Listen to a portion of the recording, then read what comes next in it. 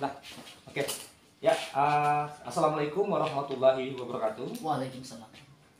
Ya, pertama-tama saya ucapkan banyak terima kasih dulu ya pada Pak Supriyanto yang telah meluangkan waktunya tadi di sela-sela kesibukannya untuk melakukan kegiatan percakapan kita kali ini. Ya, sebelumnya saya sampaikan dulu bahwa saya akan mengadakan supervisi akademik Pak ya di kelas yang Bapak ampu, yaitu kelas 4 Pak ya. Kelas 4. Oke. Nah, kegiatan ini adalah salah satu tugas saya untuk menyelesaikan tugas calon guru penggerak angkatan 7 untuk modul 2.3 gitu Pak ya. Nah, supervisi akademik sendiri itu kurang lebih ya kita ini untuk meningkatkan kompetensi diri kita ya sebagai seorang pendidik gitu. Nah, sebelum saya lanjutkan, kira-kira apa nih yang ingin Pak Supriyanto dapatkan dari percakapan kita kali ini? Nah, untuk percakapan kali ini kita alhamdulillah bisa mendapatkan wawasan serta mudah untuk menyampaikan materi yang akan kita ajarkan nanti. Jadi nanti mungkin Pak Supriyanto berharap nanti ya dari pertemuan kita ini akan lebih lancar lagi ya untuk besok pagi pas observasi di kelas Pak ya. Oke, gitu. Nanti kita akan melakukan 3 tahap Pak ya untuk tahap supervisi akademik ini. Yang pertama adalah observasi, yaitu yang kita lakukan sekarang. Kemudian observasinya sendiri itu saat Bapak mengadakan KBM di kelas. Kemudian tahap ketiga adalah yaitu pasca observasi, yaitu akan dihadiri dengan guru PP. Nanti kita melakukan refleksi bersama atas apa yang telah Pak Supriyanto lakukan di kelas gitu ya. Oke Pak. Kemudian kita langsung masuk ke sini. Saya ingin bertanya kepada Pak Supriyanto, ini kira-kira kompetensi apa yang ingin Pak Supriyanto kembangkan dari kesempatan supervisi akademik kita kali ini? Kompetensi yang ingin dikembangkan gitu. Ya, yang pertama di sini kita akan mengembangkan kompetensi pedagogik. Pedagogik gitu Pak ya. Jadi kurang lebih pedagogik itu adalah kompetensi cara kita menyampaikan pelajaran Pak ya. Seni kita mengajar pada anak ya. Bapak ingin mengembangkan kompetensi pedagogik, yaitu cara menyampaikan proses pembelajaran ya kepada anak-anak gitu Pak ya. Bagus sekali Pak. Kemudian untuk lebih spesifiknya lagi Pak, area atau kompetensi yang mana yang ingin Bapak diobservasinya? Area yang mana istilahnya dari pedagogi, kompetensi pedagoginya? Nah, untuk kompetensi pedagogiknya di sini kita mengambil pembelajaran berdepresiasi atau depresiasi proses dan produk serta implementasi PSE dalam KBM. Oh gitu Pak ya. Jadi Bapak ingin area yang diobservasi adalah yaitu pembelajaran berdepresiasi, khususnya depresiasi proses dan depresiasi produk serta bagaimana penerapannya di dalam KBM itu dengan PSE-nya ya, pembelajaran sosial emosional. Oke, bagus Pak. Saya rasa ini tujuan yang sangat mulia gitu ya.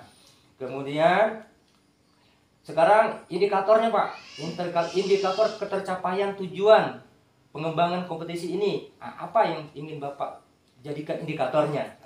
Yang pertama apa misalnya? Nah, tujuan pembelajaran yang akan kita capai di sini melalui pembelajaran depresiasi, yaitu tercipta iklim kelas yang kondusif dengan penerapan pembelajaran sosial emosional. Jadi ada 2 Pak ya yang ingin Bapak capai di sini indikatornya ya. Indikatornya itu tanda bahwa tujuan kita dapat tercapai dalam pengembangan ini. Yang pertama adalah tercapainya tujuan pembelajaran ya dengan melalui pembelajaran berdepresiasi. Tujuan kedua adalah Bapak ingin menciptakan iklim kelas yang kondusif sehingga dengan penerapan PSE gitu ya, dengan harapan tujuan pembelajaran tadi dapat tercapai lagi gitu ya, lebih baik lagi gitu maksudnya. Oke Pak, bagus. Kemudian pertanyaan selanjutnya Pak, kira-kira nih Pak, strategi atau teknik cara apa yang ingin Bapak gunakan agar tujuan pembelajaran itu dapat tercapai? Yang pertama mungkin Bapak menyiapkan apa gitu ya? Nah, untuk tujuannya sendiri di sini kita melakukan pemetaan kebutuhan belajar murid berdasarkan profil belajar murid atau aspek gaya belajar, menyusun RPP, LKPD, media pembelajaran dan lembar penilaian. Nah, di sini kita menggunakan kegiatan pembelajaran berdepresiasi dengan mengimplementasikan PSE. menggunakan model pembelajaran kooperatif, Ya. bahan tampilan Microsoft PowerPoint sebagai alat bantu dalam pembelajaran nanti. Oh, gitu Pak ya. Jadi strategi yang Ya, ingin Bapak lakukan untuk mencapai ini salah satunya tadi Bapak telah melakukan pemetaan kebutuhan belajar Pak ya, fokus kepada profil muridnya, profil murid, profil belajar murid yaitu gaya belajarnya. Kita ketahui mungkin gaya belajar itu ada 3 Pak ya, ada kinestetik, ada audio, ada visual gitu Pak ya. Oke, Bapak sudah mengadakan pemetaan, kemudian Bapak juga berdasarkan pemetaan tadi sudah melakukan menyusun RPP ya, kemudian menyusun LKPD juga, kemudian media pembelajaran dan lembar penilaian. Dan Bapak juga di sini akan menerapkan pendekatan pembelajaran berdepresiasi dengan mengimplementasikan PSE gitu Pak ya. Kemudian Bapak juga di sini tadi mengatakan bahwa akan menggunakan PowerPoint sebagai alat bantu untuk menambah pemahaman murid gitu Pak ya. Oke, bagus Pak. Kemudian untuk tujuan pembelajaran sendiri Pak, materinya dulu. Materinya kira-kira materi apa yang kita sampaikan? Mata pelajarannya dulu lah. Nah, untuk mata pelajaran sendiri kita mengambil mata pelajaran IPAS. IPAS ya. Kemudian untuk materinya Pak? Nah, untuk materinya di sini kita mengambil gaya otot dan gaya gesek serta manfaatnya dalam kehidupan sehari-hari. Gitu ya. Memahami konsep dasar ya, gaya otot dan gaya gesek dan manfaatnya dalam kehidupan sehari-hari. Itu tujuan pembelajarannya Pak ya. Oke. Kemudian menurut Bapak untuk mencapai tujuan tadi dengan strategi yang telah Bapak sampaikan tadi, kira-kira ada nggak Pak tantangan-tantangan yang Bapak bayangkan akan menjadi tantangan gitu? Nah, setiap tujuan dan yang akan kita capai pasti ada tantangan atau rintangan. Ya. Nah, tantangan di sini yang pertama yang perlu kita hadapi yaitu mengkondisikan siswa agar tetap fokus pada pembelajaran saya pada saat di kelas nanti. Oh gitu Pak ya. Jadi Bapak nanti mungkin akan menghadapi tantangan bagaimana membuat anak-anak itu supaya tetap fokus dalam proses pembelajaran, karena itu adalah salah satu syarat untuk mencapai tujuan pembelajaran gitu Pak ya. Bagus Pak. Kemudian itu tantangannya. Kemudian kira-kira apa yang ada di benak pikiran Bapak untuk sebagai solusinya untuk mengatasi tantangan tadi? Nah, untuk mengatasi solusi tersebut di sini kita mencoba menerapkan PSE dalam kelas sehingga kelas dapat menjadi kondusif gitu Pak ya. Jadi Bapak coba ingin memfokuskan anak-anak sebagai tantangan tadi itu dengan menerapkan PSE, itu pembelajaran sosial emosional, sehingga kelas dalam kondisi kondusif sehingga tujuan pembelajaran materi yang disampaikan dapat tercapaikan gitu Pak ya. Luar biasa Pak. Kayaknya Bapak sudah menyiapkan solusi ya bagi tantangan yang Bapak hadapi tadi.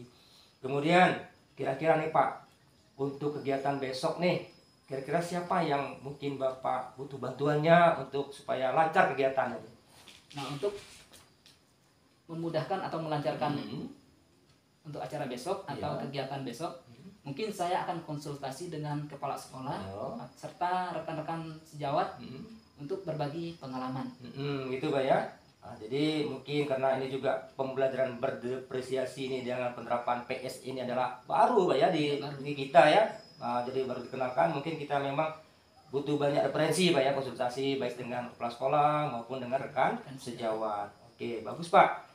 Itu. Kemudian kira-kira nih kapan komitmennya akan dijalankan nih untuk pelaksanaannya proses KBM kita yang akan kita rencanakan? Nah, untuk planningnya sendiri insya Allah besok. Mudah-mudahan besok tidak ada tantangan lagi ya, bisa berjalan dengan lancar. Kemudian nah ini Pak, sebelum saya ingin menyampaikan dulu kesimpulan ya dari apa percakapan kita tadi. Mohon diluruskan kalau apa yang saya sampaikan salah gitu Pak ya. Tadi Bapak tadi sudah menyampaikan bahwa kompetisi atau area yang ingin Bapak kembangkan adalah yaitu kompetisi pedagogi, kemudian yang lebih spesifik lagi yaitu bagaimana Bapak menerapkan pembelajaran berdiversiasi, utamanya diversiasi proses dan diversiasi produk.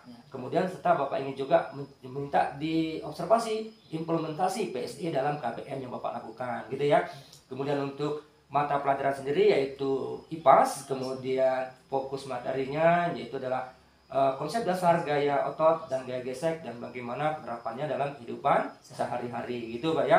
Kemudian strateginya juga Bapak tadi sudah mengatakan dalam menyiapkan melakukan pemetaan belajar, kemudian kebutuhan belajar murid, kemudian menyusun RPP, LKPD, media pembelajaran, dan juga Bapak sudah menyiapkan lembar penilaian ya. Dan juga tadi kalau saya tidak salah tangkap Bapak juga akan menyiapkan PPT gitu Pak ya, PowerPoint untuk meningkatkan pemahaman dari murid-murid di kelas gitu ya.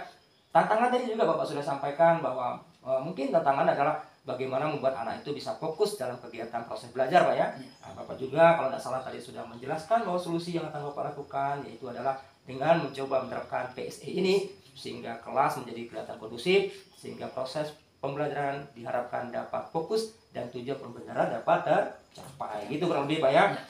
Oke Pak Sugianto, mungkin ada lagi yang ingin disampaikan pada kesempatan percakapan kita kali ini? Nah, kemudian saya rasa sudah cukup. Sudah cukup ya? Oke, kalau begitu percakapan kita ini kita tutup dulu ya. Mudah-mudahan besok kegiatan kita akan berjalan lancar, tidak ada halangan satu apapun, dan tetap semangat untuk mendidik anak bangsa.